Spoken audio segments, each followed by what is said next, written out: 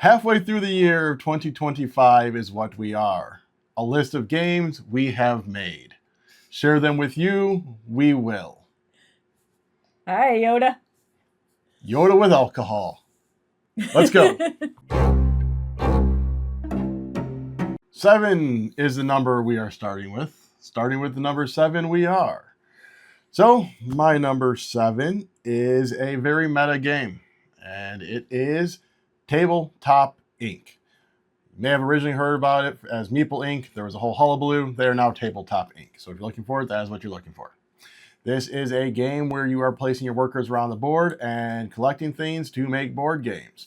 The components are awesome. I know we have the deluxe upgraded stuff, but even the basic ones are nice because especially they have like these little boxes that show the different games with their little mock titles. So like instead of Wingspan, it's Beak Size. Forgot what Ticket to Ride is. I think it's just Trains or something like that. Yeah.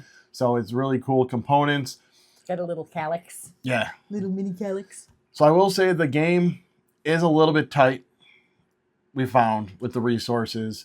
There is an element of it that we didn't really ever, I think you tried it once, and that's predicting.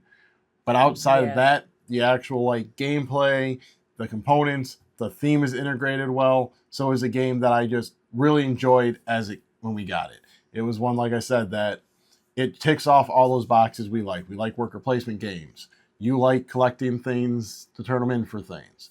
Mm-hmm. This one, I enjoy it because it has that planning that you need to do in order to be able to get the resources to make the games, to get them up for awards. So just trying to plan out, because if you're like the second person to a spot, you have to start spending more resources. So you really got to figure out prioritization and a strategy of where you want to go when.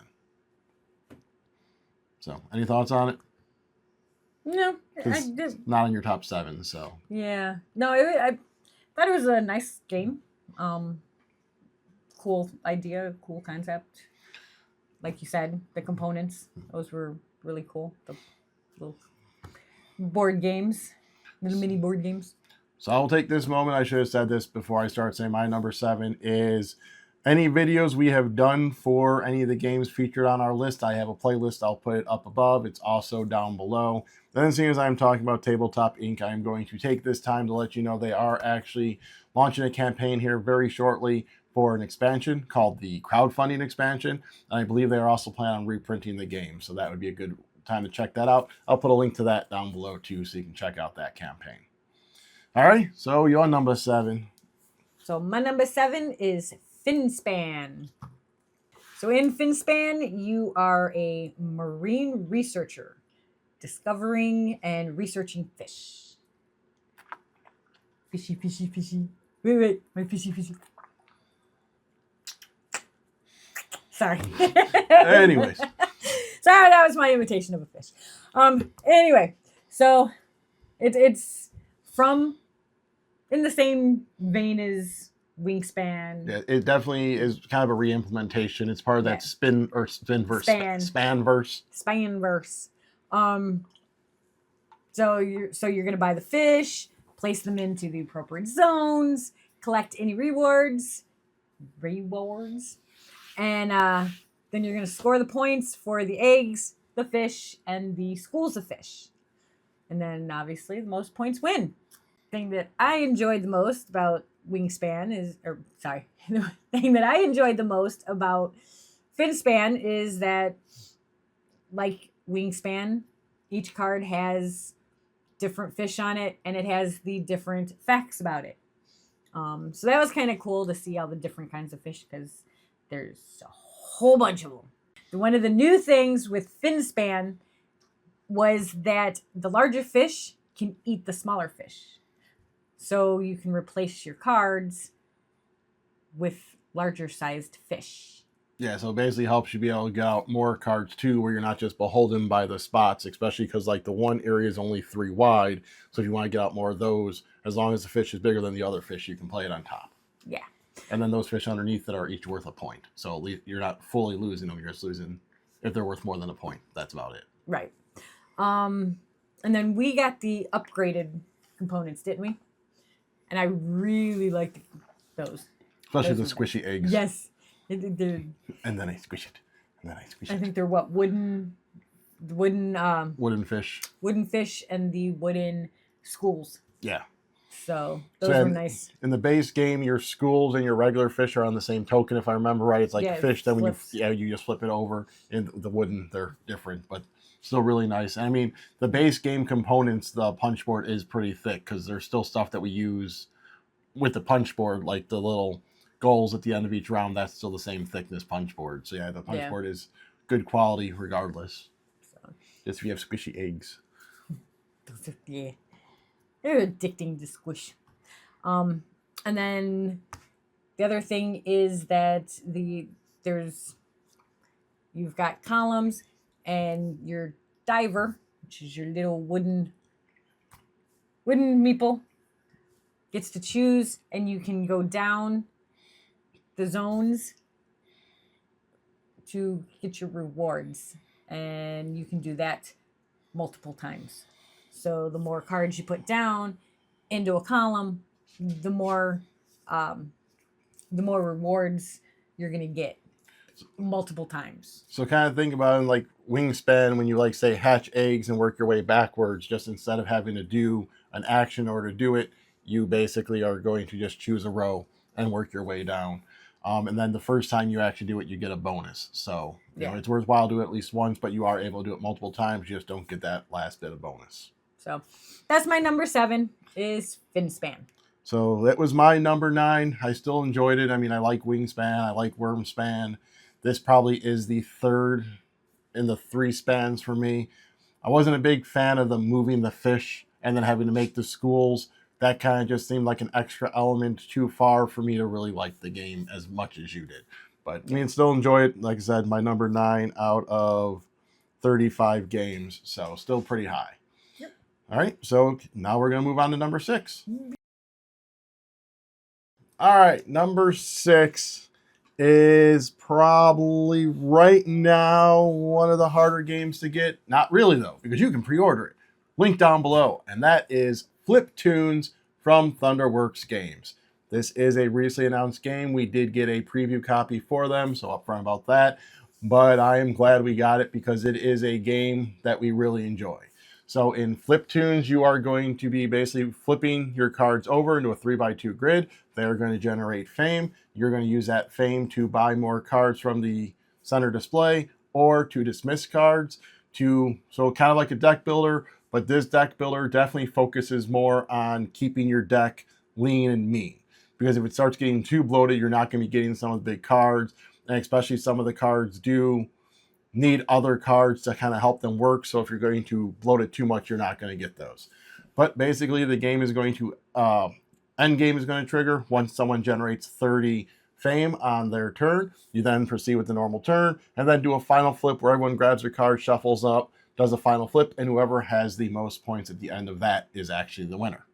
So even if you trigger the end game with 30 fame, you may not win the game because you might get unlucky on a flip, which did happen to me in one of the games. And I ended up winning. So kind of already covered what I really enjoy about this one.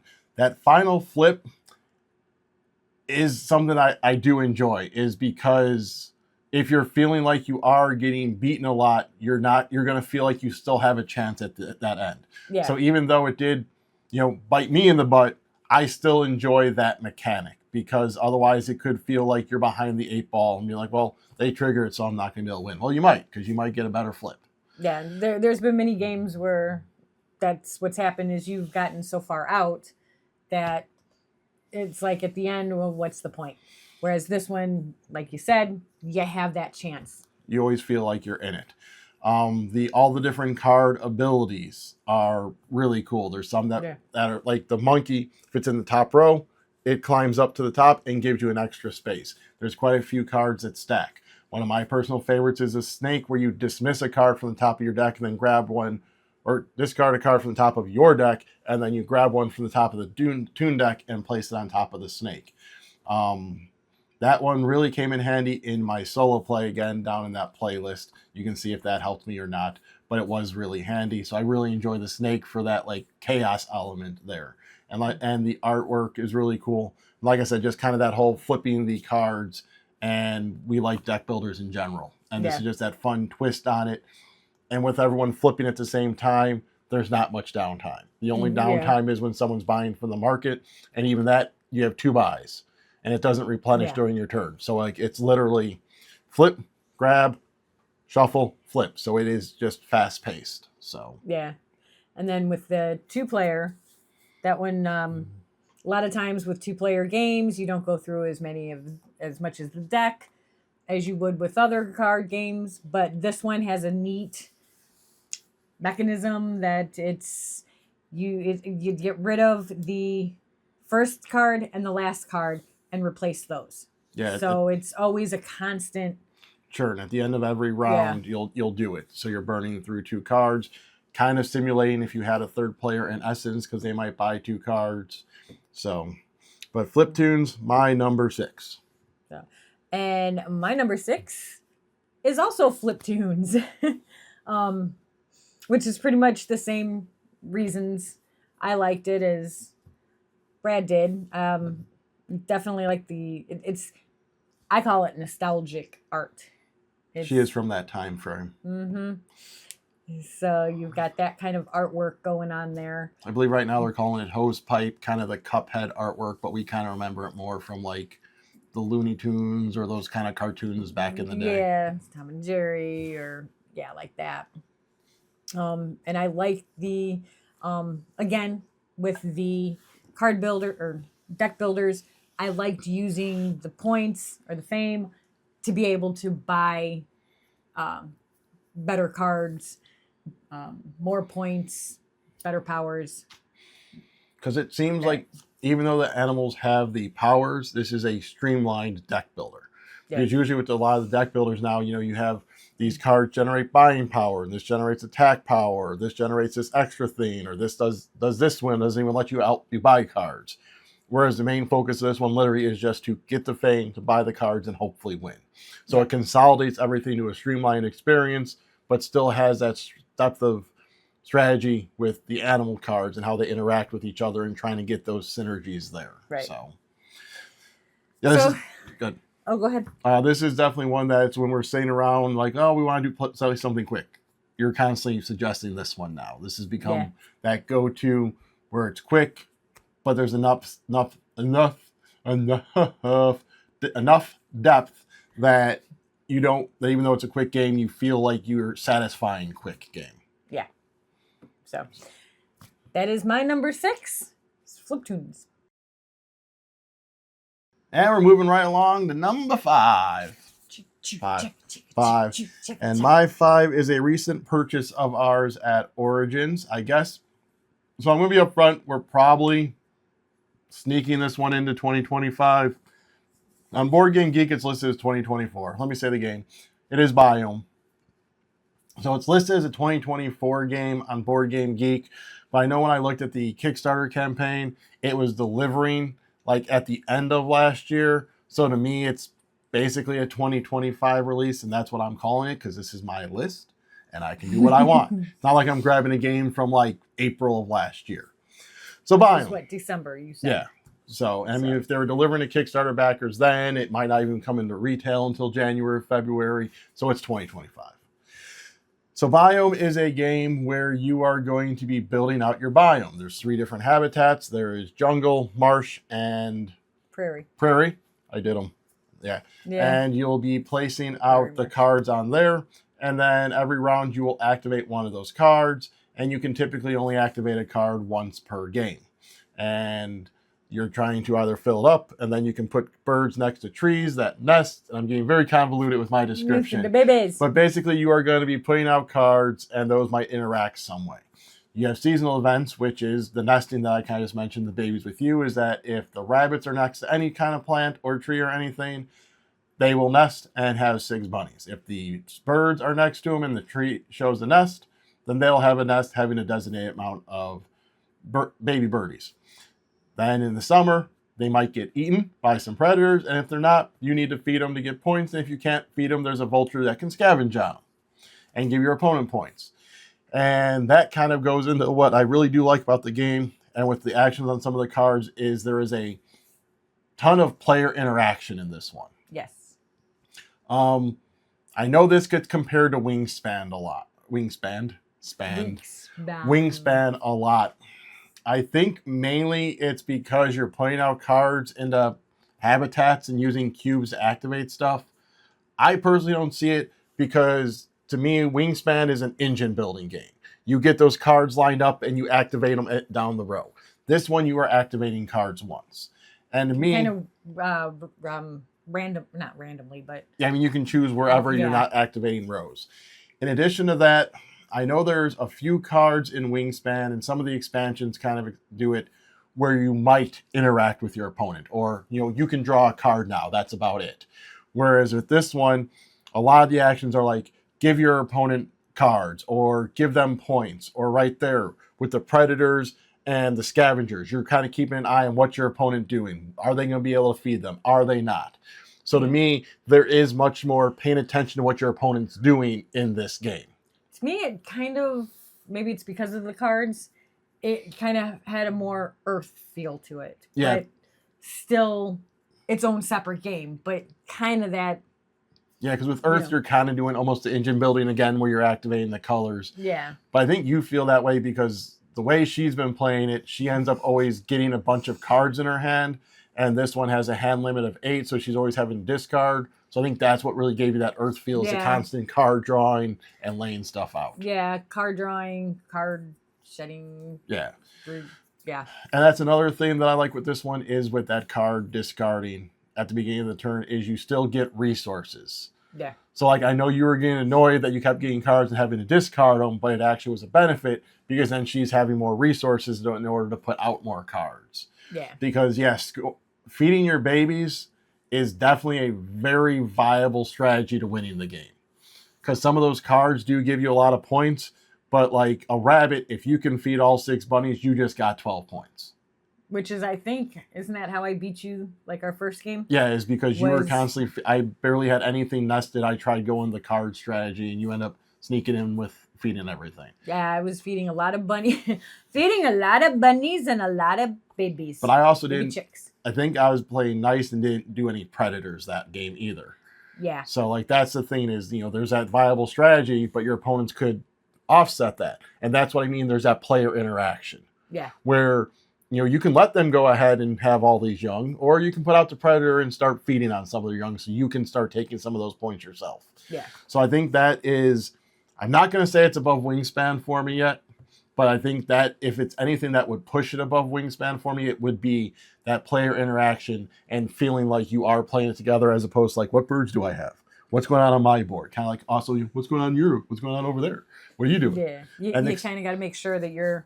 And especially if you play with the advanced one, there's the migration, which is you take a animal from your board and you move it to your opponent's board. And then they get half points. Yeah, and then the person to your left. Yeah, person to your left, so that you can start moving them around. So again, adding to that player interaction. Yeah. But I've talked a lot about biomes, so we're going to move to your number 5. So my number 5 is Emberleaf. So in Emberleaf, you are, it's got a mechanism that's card dancing. So that's kind of its unique. Unique twist on building a tableau of cards. So you've got the card dancing, which is you're going to be sliding the cards to activate certain abilities and certain powers.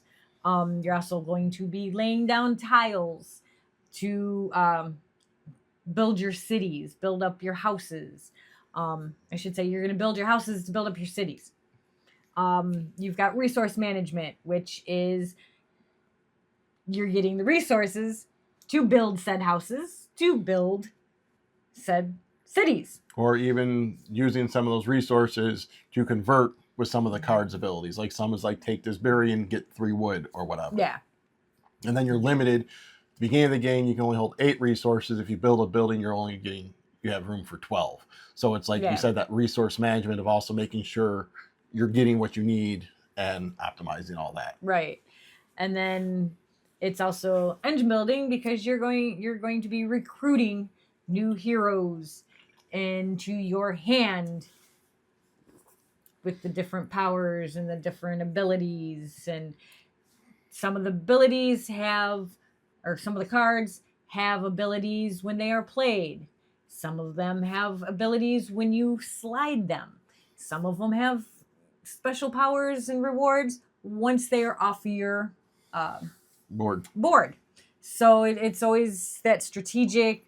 I'm going to put this one. Where am I going to put this one? Because how many times am I going to be able to activate it before it falls off? Or with that engine building, the resource conversion, like, I'm going to give this person who gives me a berry, then this person turns the berry into wood. So you want to make sure that berry during the wood person is after the berry person. That way, when you slide them, you get the berry. Then when you slide them, you're able to get the wood. Right. And then that could possibly then do something, because some of them build as they slide, so then you can have the stuff you need. So yes.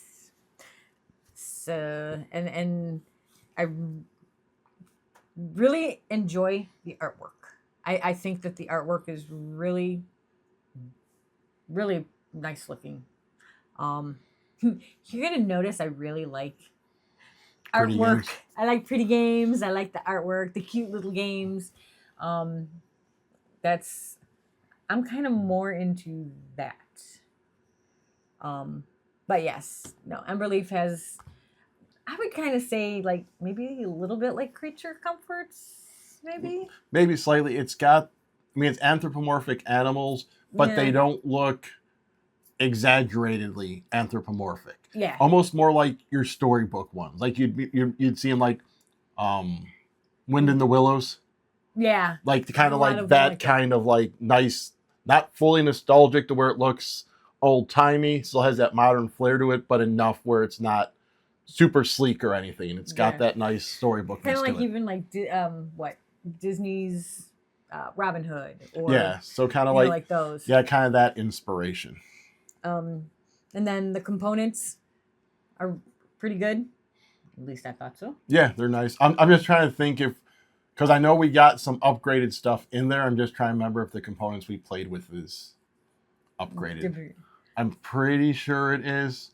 I thought it was. Like 90% sure. I don't know. We have an unboxing, and I know if we got the basic, I showed it in the unboxing. I'm pretty sure there was something in the basic. But there were still nice components. Yeah. And then, again, it's a resource collecting game, and like Brad said, I like collecting resources. Collecting things to turn into things. Yes. So, that is my number 5, Emberleaf. 4 games ago, we started this list. So we are on 4. Boom. Anyway, so my number 4 is I think they labeled it as a scroll end right. And that is en route. I've heard it both ways. En route. We'll go with en route because that's what the missus says. This is a game where you are going to have a deck of cards, and everyone shares this deck of cards, and everyone has a map in front of them. And then I'm going to basically explain the 2-player one, because that's how we played it, but the 3-player one's very similar, is that the one person is going to choose, the active player is going to choose a card from their hand and put it out, and that is going to have a coordinate number on it. 1 through 6, or there may be wilds if I remember right. Then the person on the right and left, so in a 2-player game, it's only one person, but typically the person on the right and left are then going to play a card down, again, that has a coordinate on it. The active player is then going to choose one of those 2 cards, puts it with their card, and discards the other one. This now forms coordinates that are on your map. On these cards also are different shapes / colors, because it's like red squares, blue triangles, and green circles maybe. I don't know, it's those 3 colors and those 3 shapes in some form. And on the coordinates, you are going to draw those tourists, basically, and then draw routes off of there. And what you're trying to do by the end of the game is have a good route going where you have all of your different tourists on there, and then they're going to score as you go around buildings of their color. There's also a couple other different ways you score, like there's certain landmarks you might go ahead and see. There's certain intersections, various things like that. Because that's the thing, is there is a ton of different maps. I believe we got an expansion built in with it when we backed it. But I want to say the base game comes with like 4 or 5 maps. There's one called First City, which is pretty cool because they have a lot of Easter eggs in there. Like they have Lord of the Rings in there. They have Harry Potter in there. I know there's different things we'd seen in there. But beyond that, they have real cities like Chicago, if you call it real, Las Vegas, New York, Paris. But then they do have other, like they have an Arco map, etc. And each one kind of works differently. There's even ones that use dice instead of the cards. There's ones that have different ways of scoring. They all kind of change in different ways. And that's why I really like this one. Plus, the solo mode is really easy. You basically build a pyramid of cards, and then you're going to put down your card. You're going to see what cards are available and choose one and go from there. And then just trying to get to a certain level of points. So yeah, just the overall ease of play of it, the decisions of, as your active player, you get to choose where those coordinates are, and just hoping that you can line it up right to get your streets built to where you need to go. And it plays quick. I think it's like 8 or 10 rounds only. And that brings us to your number 4. So my number 4 is Capybara Crush. I can never say that word right. So Capybara. So I will amend what I said earlier about Flip Tunes being the hardest one to get. This one is probably currently the hardest one to get because this one is going to crowdfunding at the end of the month. I believe he already has pocket editions that will be available for Gen Con, I believe. But I believe he is crowdfunding a deluxe version of it. So there'll be a link to that down below as well. Yeah. So, yeah. My number 4 is Capybara Crush. Sorry. That's okay. And I like this game because it's a quick and simple, easy to play game. It's basically, yeah, see, like literally a little game. It's a chain making, pattern matching card game. Tableau, buildery card game thing. Yeah. So you're basically, you start out with is it 2 or 4? 3. 3. Wow, I'm right in the middle. You start out with 3 Capybara cards. You can go Cappies. There we go. I was gonna say, is it Capybara or Capybara? Capybara. Capybara, the world's largest rodent. We're just gonna go with Cappies. Yep. So you start out with 3 Cappy cards. And there's 5 in the middle. And there's different animals and different backgrounds on it. And so what you're trying to do is you are trying to, like I said, do the longest chain of animals and the longest chain of backgrounds. That's about it. You do lay out 8 cards, and then at the end of the game, you find out who has the longest chain and who has the of animals, and each animal will score for each chain that they have, and the longest chain of each animal. Yeah, sorry, the longest chain of each animal, and then the longest chain of the background. And then you get a point for each of your favorite ones. You get dealt a favorite at the beginning of the game, and then every remaining star is a point. Because you use those stars, and that's kind of the big twist on this is your scoreboard in the middle has 3 different powers on it, and those can change from game to game, and you'll spend your stars in order to activate those, which might be like shift your Cappy up so that way you can help the chain, or rotate a card, or move an entire Capybara, or reset the river so you can have a better choice of cards. But then when you lay down a Cappy, you then bring back a star. So the thing that I liked most about Capybara Crush is the cute little artwork. Again, my theme. Cute little artwork. Very, very simplistic to play. Very simple, very easy to teach, very quick. The complexity really comes from which cards you put in the middle to activate those powers. Otherwise, it is very basic. Put down a Cappy or bound something on its head. Yeah.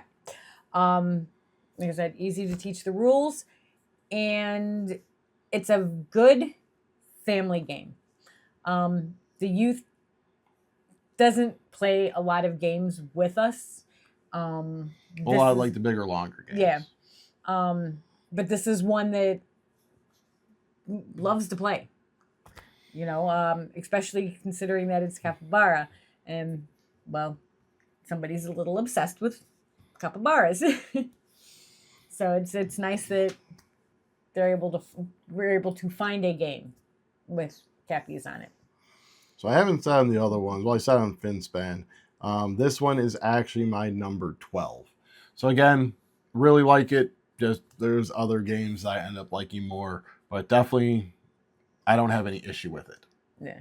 And see, I again go more for card games as opposed to big, long, heavy, strategic games. Yeah, I'm we'll more see for about luck. We'll see about that. I do more luck games, I guess. We'll check back in on that in 2 more numbers. Then you all let me know. Alrighty. Anyway, so that's your number 4? That is my number 4 is Capybara Crush. Alright. And who are they from? Charming Games Collective. They also have another game that wasn't... Nope, it actually did say 2025. Otter. That was actually my number 20 for this year. That one is you have Otter cards and you're going to be playing different cards to try and match like the Otter's head and the Otter's tail. If you match both of them, you draw more cards. That is on our channel. You can go ahead and search it. It was your 22. Yeah. So I think we like this one because we like the Cappy theme a bit more and lining up the cards. It seemed a little bit more strategic than Otter. Otter was a lot more just playing cards down, almost Uno-ish, kind of like trying to match stuff and all that. So again, liked Otter, just liked Cappy more, but from the same company. Like I said, we've covered Otter on the channel, so if you search our channel for Otter, you can see how that is. Yep. All right, so moving on to 3. Alrighty, on to my number 3. My number 3 is going to combine 2 things that would make you think of a kid's show.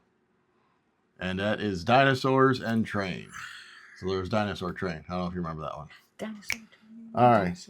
So Cretaceous Rails is a game where you are going to be laying out train cars to build up your track to eventually bring tourists out to see dinosaurs. But first you have to clear jungle, and then eventually you can bring those dinosaurs back because you need to use the dinosaurs and the tourists and the jungles to be able to build up resort cards, which might allow you to do the actions better or give you some cool one-time bonus thing. And the other cool thing with resorts is based on level you build them, they might be even more powerful and better.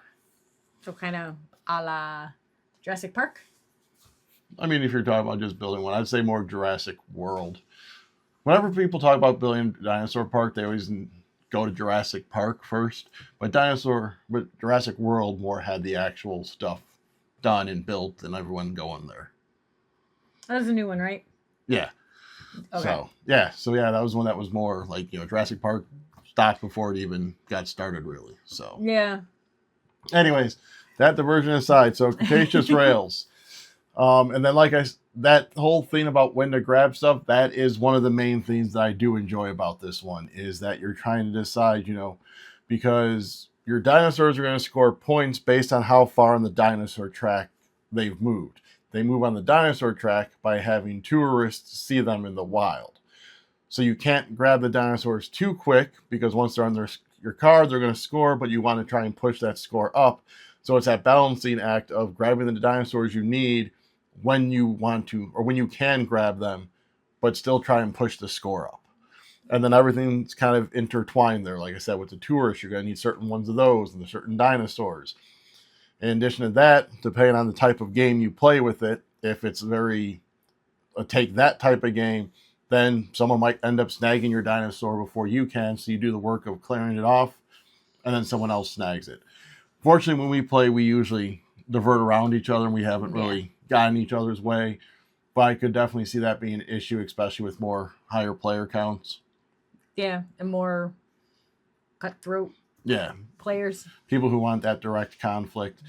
And then the other thing I really like about this is the way you choose and do your actions. It is a 4x4 grid. You take your marker, you put it between 2 actions, and then you take those 2 actions. But at the end of every round, because you take turns, at the end of every round, you shuffle them up and relay them out. So you're going to possibly have different sets of actions each time that you're able to choose. So it's not going to feel very stagnant, and where someone can easily be like, I'm going to go for this action, and have their game planned out, because those actions are going to get manipulated. So is that randomness? Yeah. So that kind of, to me, adds that replayability, is how you're going to build your thing, how those action tiles are going to come out. And this is another one where the solo bot is fairly easy to play. It's all on the board. The way it goes by its actions, it's just a deck of cards to flip out and where they go. So, Cretaceous Rails, my number 3. My number 3 is, ironically, 3 chapters.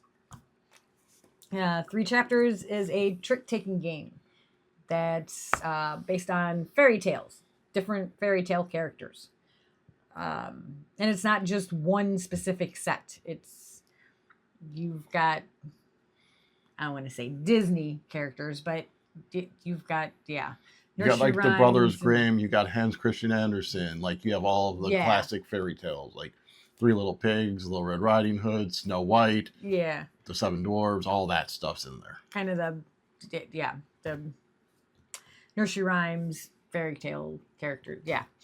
So it consists of 3 rounds or chapters. The first one being you're going to choose your cards, your hand. The second round or chapter is going to be playing those cards. And then the third chapter is scoring. And it's, like I said, it's just a trick-taking game. It kind of has, to me, has a slight fantasy realm. Yeah. Because of, well, if you have this card and this card, then you get points. Or this ability only triggers if you have this card. So in that respect, it's Or just counting certain cards have certain symbols like villains or magic or Yeah. animals. So like you'll get a point per all of those symbols. right. And the artwork is kind of that Americana style. I guess it would be considered Americana style. Sure. But yeah, so you've got that. You've got the various fairy tale characters. I like that, and I like my trick-taking games too. So, I think that's why I kind of like the 3 chapters. It's pretty simple rules-wise. This was my number 8. Kind of going off what you're saying with that trick-taking game. It's like the loosest sense of trick-taking game. It basically goes to high number. There aren't any Yeah. suits. It's just whoever plays the highest number. And then Go ahead. And then you kind of touched on when you scored in chapter 3, but you also are scoring in chapter 2 based on the cards you play. So there may be times where you don't want to necessarily win by playing high card because the card you're going to play gets points other ways. Yeah. Because whatever card you draft and use in chapter 2 is what you're going to score in chapter 3. It's not like the person who wins the trick gets to take your cards. They just get points in reward. So Yeah. So, but that is my number 3, not third chapter, 3 chapters. all right, so my number 2 is technically our second crossover because we crossed over on the same number with Fliptoons. Yeah. And that is your number 5, which is Emberleaf from the City of Games. So you basically kind of covered how it plays, the whole card dancing, sliding stuff. So the engine building mechanic that we kind of touched on when we talked about it with you is really the one that is what I really enjoy. Is that whole trying to get the cards laid out and have them trigger in the right way so you can optimize every card to its fullest ability. Because I don't know how many different times between the solo play I did and the ones where we are is like the card fell off, which means you could build. Well, we ended up not having the stuff that we needed to build. Or you were right by a field that was already full, so you couldn't build there either. Yeah. So really kind of just making sure you're laying yourself out the proper way and lining yourself up to optimize those turns.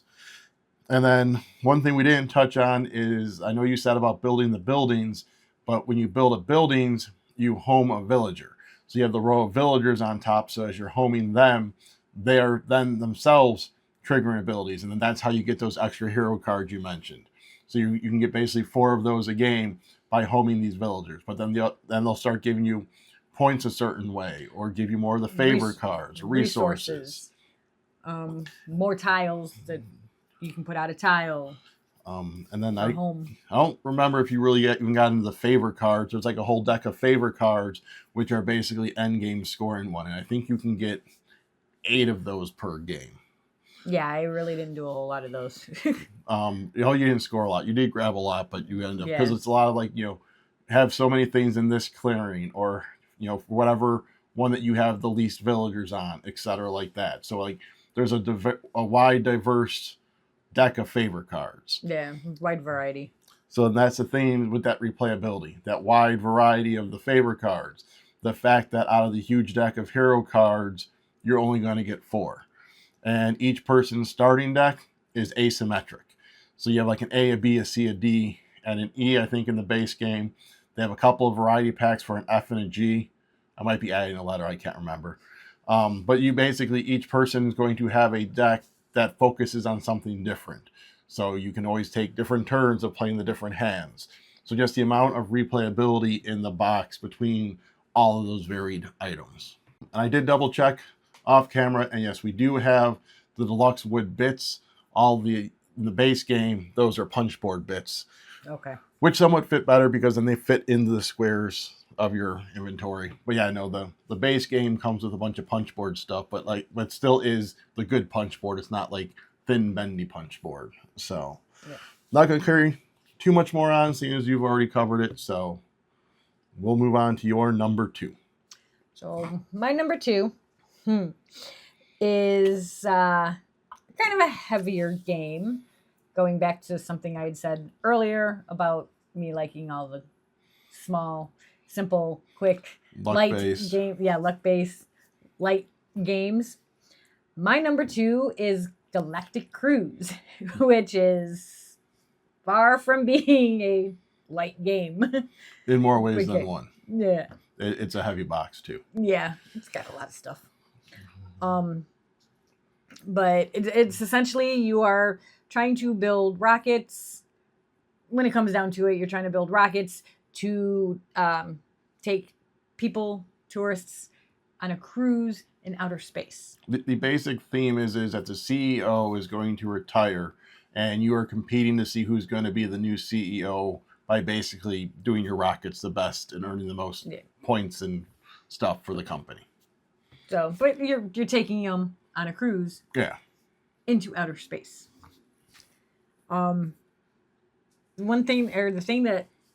Things that I liked about Galactic Cruise is that so when you're doing your actions, you get 2 actions per turn. And I liked that you are not confined to just where you put your worker. If you have your developments, your gears out, you can take the action that you are on, or you can take the action that is next to it that's connected with that gear. So you have more of a variety of the actions. It's not just the one that's out. Yeah, you could have a choice of up to like 6 different actions. Yeah. The 2 where you place, and then if you have developments both ways, or even if someone else does, you can pay to use them. So yeah, so I mean, there's that wide variety of actions you can take. It's not always just the same over and over and over. When you're building your rocket ship, you can customize your rocket ship, obviously with what decks come out, but you do have the option of, 4 decks that come out at a time? I think it's like 6. Is it 4 or 6? And even if you don't like those, one of the actions is you can clear it and bring out more. So you can always customize your decks, how you want it set up, and the colors and things like that. So, and then I know we have the upgraded. No. That's the game. Oh, okay. Well, then the components are really good. You got the nice wooden, solid components. the gears are big and thick. The punch Yeah. boards are dual layered. So Yeah, this is actually when we didn't get the upgrades of they make acrylic money and add tokens. We didn't get that. okay. So But yeah, but no, what's in the game is if you order Galactic Cruise, that's what you get. so those are very nice components on that one. But yeah, it's one of the heavier games that I do like. I do like playing. I know we've played it quite a few times. I don't think I've ever won it yet. I don't think so. Yeah, but that's a true testament to how good a game is if you continuously lose, but you still want to play it. Well, I think it's because a lot of times when we're playing it, you aren't feeling like you're losing. Yeah. There's always times where you feel like you are able to catch up because of the way some of the point mechanisms work. Yeah. There's been a couple of times where I've overtaken you, and it's like looks like I've been, and then you just come back at the end. Because like you get a lot of points by going on the cruises, so a lot of times what it'd be is you'd be far back, but that's because I've done a cruise or two. So then you had the bigger scoring cruises. So then once you start launching those cruises, you did the catch up. So it's So you always get me on the end games. Yeah. So, but my number 2 is Galactic Cruise. All right, so it's all coming down to our number 1. And my number 1, you just heard about because it is another crossover, and that is Galactic Cruise. So I know you already kind of touched on it, but I think to kind of explain what I like about it is I'm going to go a little bit more in-depth on gameplay. So, like she said, you are going to be placing your workers out and doing these actions to do a variety of things. So first off is one of the cool things about the game that adds a replayability is if there's a basic side where everything's pre-printed on the board. But if you choose a more advanced side, you will shuffle up the actions and lay them out. So you aren't always going to have the same 2 actions in the same spot. So in addition to that, just kind of the way everything flows together to where, you need to schedule the cruise. And once you schedule the cruise, you advertise the cruise, and that gives you money and points. And then you do this other thing, and then you're going to launch your rocket. And then when you launch your rocket, that's going to unlock even more combinations for you. So it's just this really nice flow and cycle. And that is really well represented. I know this is one of the things that you really enjoyed about this game is the player aid, which is like this small little booklet.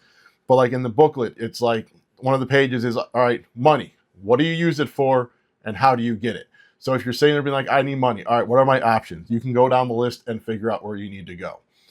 It's all the actions are in that booklet.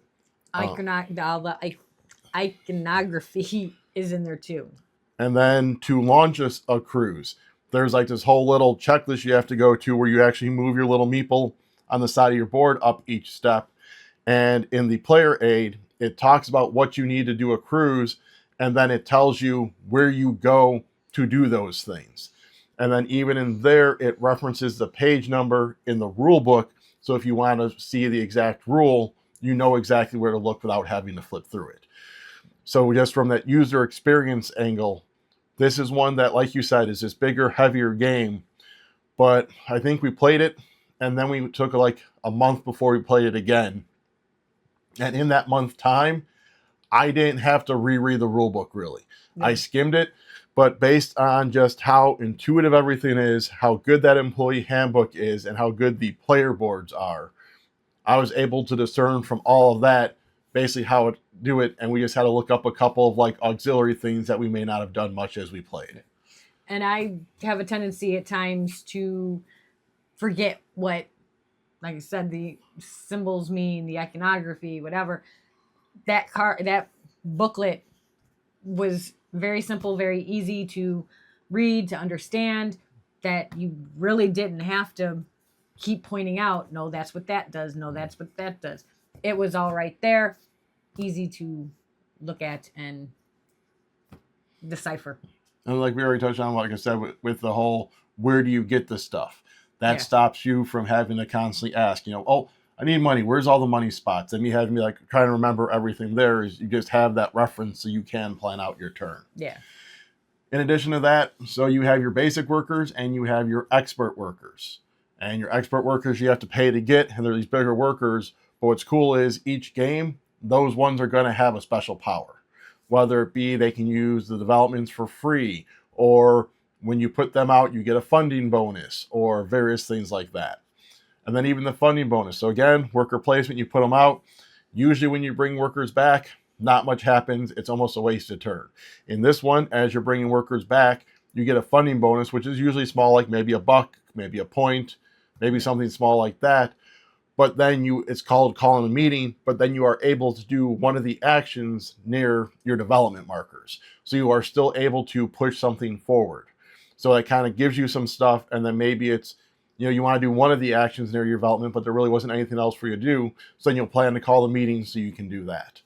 So like I said, it's just how everything links together and makes sense as you play through it. So when you go step to step to step to step, everything's working out well. Yeah. So we both kind of talked a lot of that, but I mean, this is my number one of the first half. This is going to be a possible spoiler. I don't currently know of any game that's going to top it, because this is slowly becoming my number one of all time. We'll have to play some other games and compare stuff, but don't forget we still have the expansions too. So yeah, I had to get them. We had holes in our box. But yeah, so we have the expansions, and I really like what some of those add in. Like one of them is it changes up the technologies. So instead of a technology just being its base thing, every time you use it, the track goes up, and eventually it's going to get like the optimal one. Whereas as opposed to like one less resource, you need 2 less resources or all that. I don't know about the dock tiles having to like line up. I'm not sure if we're going to enjoy that mechanism. But then there's like one where you start with an upgrade on the board, and like there's a lot of cool things that kind of jumpstart the game for you in those. So yeah. But all right, yeah, number one. Looking forward to that one. Galactic Cruise. So on to your number one. So my number one is our third crossover? Fourth crossover? Fliptoons, Emberleaf, Galactic Cruise. So, and now Biome. I really like this game. I know you touched on it a little bit. Actually, a bit. I touched on it a bit. But the one thing that we didn't touch on was, like, I know you said about with the components, but they have nests, like actual nests in the game. It's just little. They're little, like maybe this big, but that's where you put the baby birds and the baby bunnies in.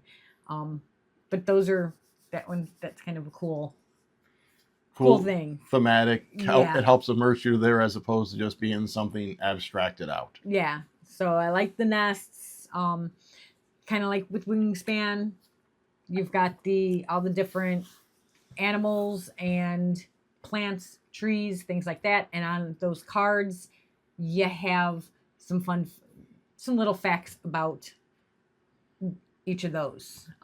So you're learning as you're playing, I guess you could say. So that was kind of nice. I thought that was kind of neat. And then what I thought was good, what I liked about it was that you're activating you're activating a card every round.